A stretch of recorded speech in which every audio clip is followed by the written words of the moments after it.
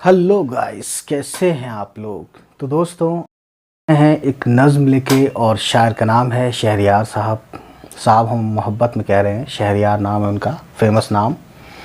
वैसे नाम भी कुछ अलग ही था, ठीक है। तो नाम मैं आपको स्क्रीन पे दिखा दूंगा लास्ट में, ठीक।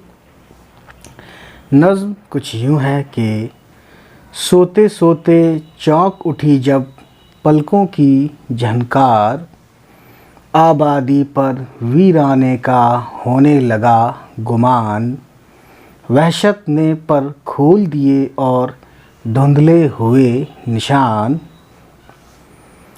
हर लम्हे की आहट बन गई सांपों की फुनकार,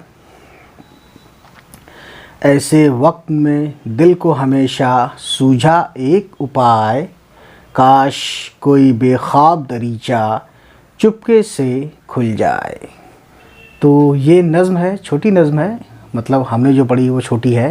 हो सकता है इसमें कुछ और भी अशार हों तो मेरे सामने शायद नहीं आए हों, है ना।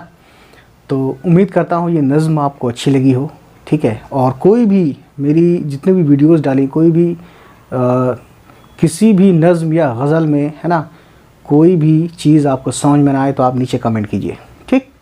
चलिए फिर मिलते हैं आपसे इसी वादे के साथ कि फिर होगी मुलाकात। तब तक खुश रहें, आबाद रहें। बाय बाय, टेक केयर, खुदा हाफिज़।